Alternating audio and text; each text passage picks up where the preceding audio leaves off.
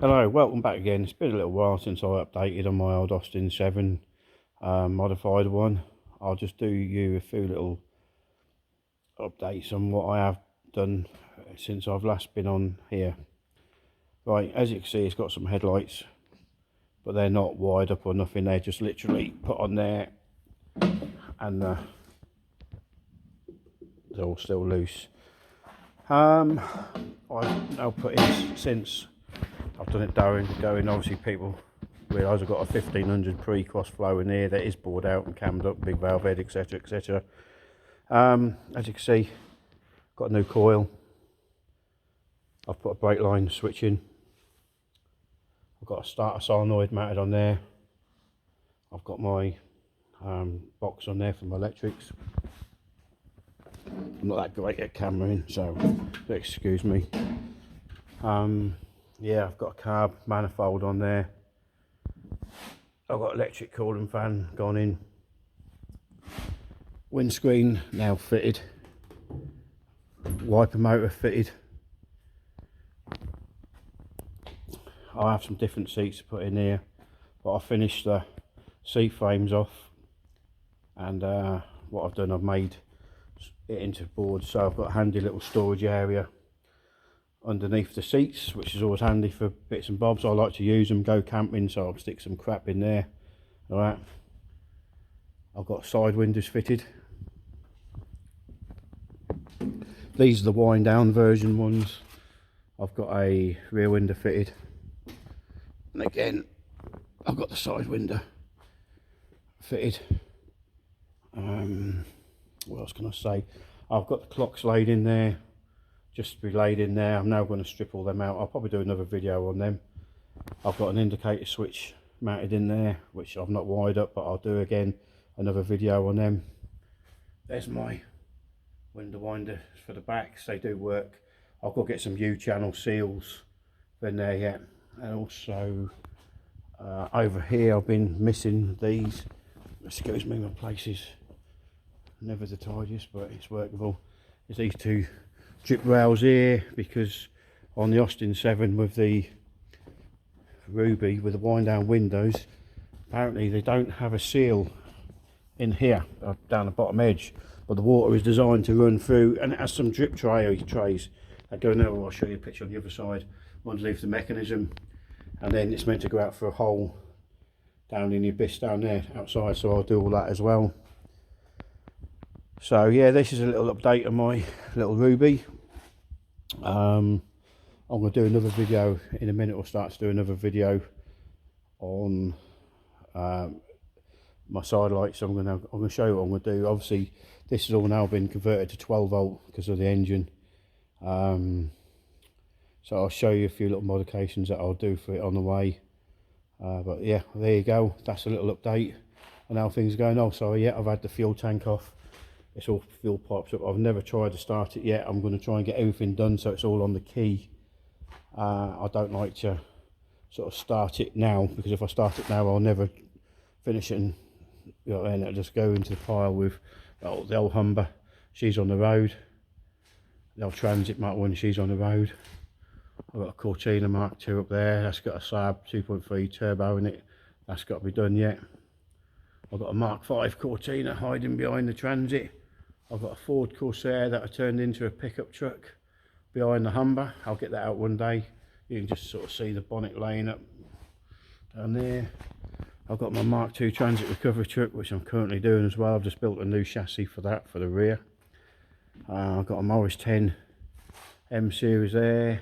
I've just got the registration back from DVLAF. It's not been live since the 70s. And MX5 donor vehicle for a rear wheel drive engine. And gearbox and wiring and all that. I'll go in something one day, I don't know what.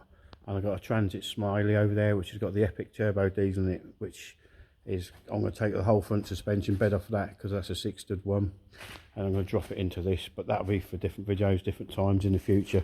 But while I'm on it, this is what I'm concentrating on now. So yeah, thanks for watching. I'm going to do the next update is on the indicators and side lights. Okay, thanks again. Cheers. Thank you. Goodbye. Welcome back. Here's an update. I was then promising in my last video. on my little Ruby. Modification that I'm going to be doing is going to be, I'm going to convert the side lights to indicators as well. I don't like seeing a lot of these old vintage cars and they've got these silly indicator lights that are strapped to the bumpers like off motorbikes and all that, and look totally out of place. I do like a motor to look a little bit ratty, but also I do like them to be like discreetly modified a little bit in ways. I've looked into the laws on this before anyone starts saying anything. I can do what I'm going to do. I've looked in it, it's a pre-50s vehicle, so I can get away with it. What I'm going to do is turn the side lights into indicator and side lights. I got this off my mate's console. His indicators and side lights light up white on the front. I thought that's a cool idea. It's a 50s console and it's doing so. Here is my pile of indicators. Like, I'm not going to paint these because I do like them to look a bit ratty. I do believe some things just look better aged gracefully than like tarted up and made to look really shiny and new, which is not for me. I know a lot of people do like it, but that's not for me. So what I'm going to do is, first step is clean some of these bits up here, and I'd have made a start on there, but I thought I'd better make a YouTube video and post them up because I haven't done for a little while. So I'll be back when these bits are all cleaned. Right, like I said, the first part of the video, what I did, well, sorry, follow on from the first part, is these nuts. I don't know if you can remember them from the first video, part of the video of this, but these have been split here really bad. So what I have done is I welded the nut up here, shaped it off again, and I ran a tap down it to make them so they screw. That's a bit awkward doing this one hand, but as you can see, they screw off. So that's the first part I've done. These are the original light unit 6-volt bulb holders. I'm not going to use these. Like I say, I'm going to convert these to 12-volt, and I've cleaned these washers up as well. So, but I'm going to convert these to indicator and side lights. So what I've done is Amazon specials, a couple of bulb holders. I think they're about £6 postage, something like that. But what I've got there, if you notice the 3 wires, I'll just put this phone down for a split second. I'll show you. Right, again, this is where it's going to be converted in there. You see, twin filament bulbs, 3 wires, and here you go, twin filament bulbs, like offsets. There, these are offset pins in there. Straight pins, if you can see the straights across there.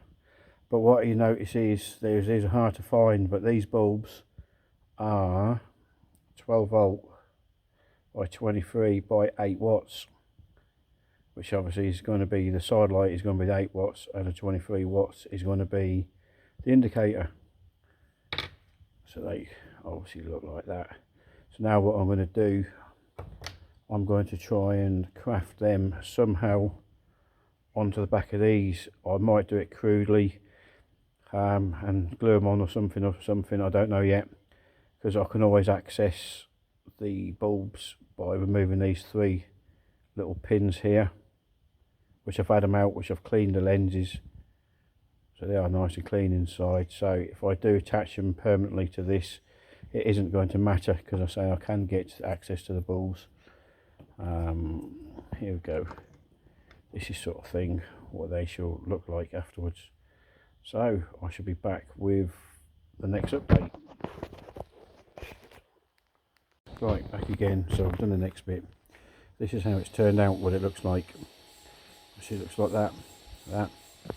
I used some JB Weld stuff in there, which does that really well. Hence, there's what it looks like with a plug. Not a bad little unit. I think it's more luck than judgment that it actually fitted inside, because I didn't take it into consideration. I thought I'd put this bit here at the bottom, but it almost catches inside there. But this is what it looks like when it's done. And just walk over to the car. And as you can see, where it's bit in there underneath it, that'll look factory. So I'm quite happy with how that looks so far. I'll be back with the next update in a minute, in a little while. So the next stage I'm doing now is obviously doing the wiring. I always solder my joints, never crimp them with crimpers or anything. It ain't no good, in my opinion.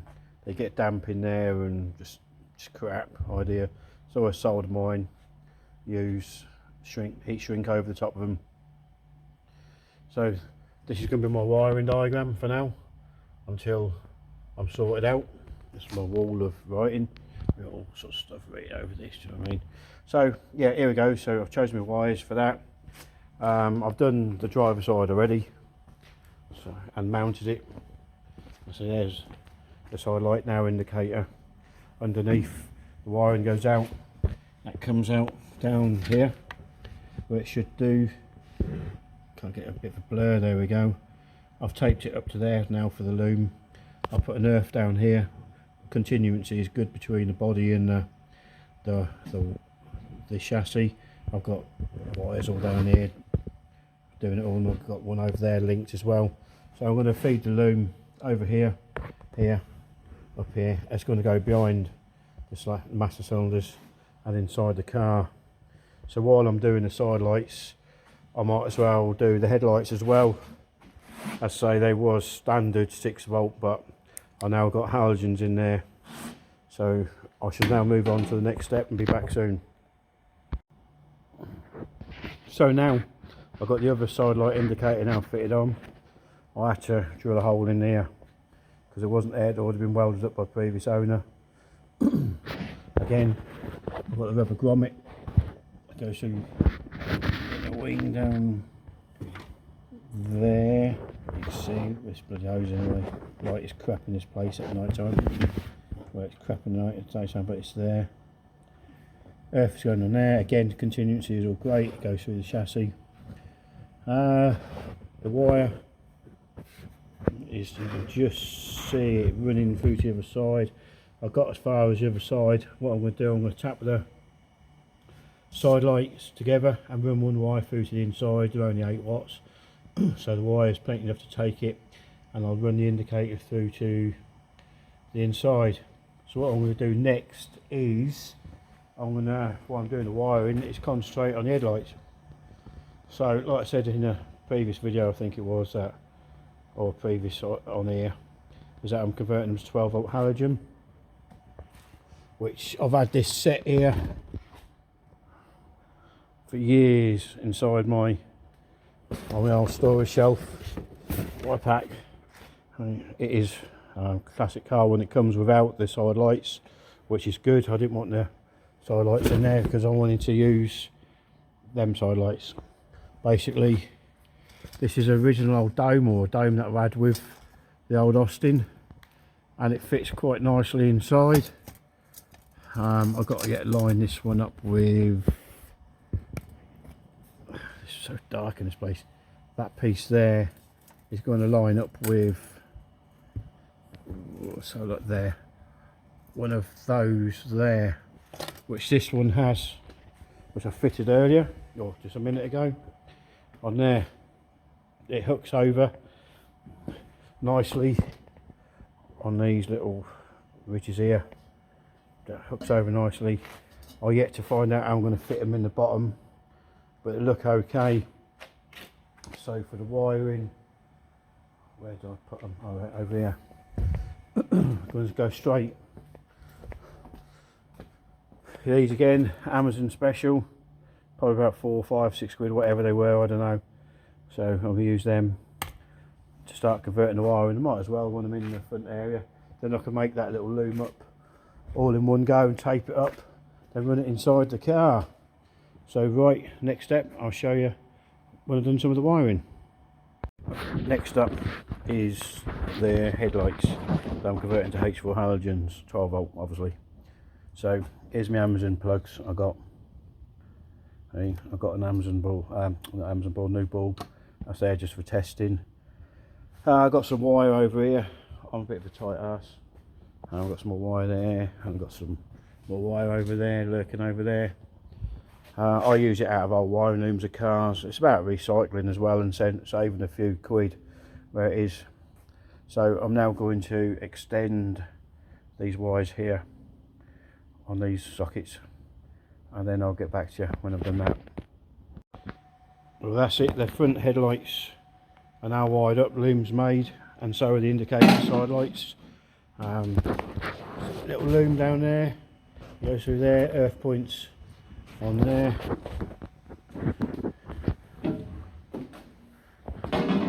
Following through, obviously got to finish the wiring off yet. There you go, earth wiring there.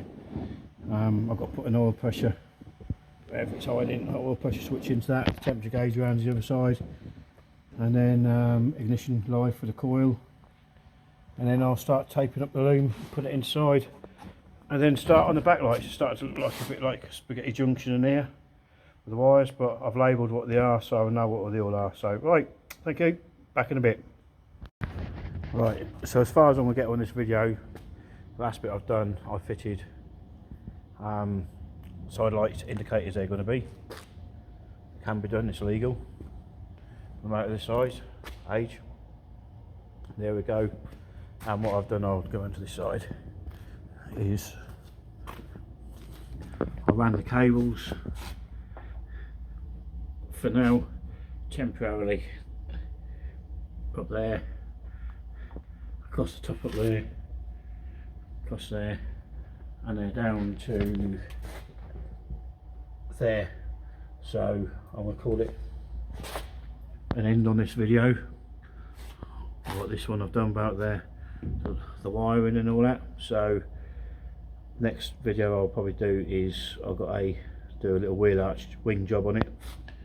I'm going to make another top of a bonnet here, fabricate something up a little bit different for that, and then I'll do the wire in the video. So thanks for watching. If you do like, subscribe. If not, you don't have to, but thanks for watching.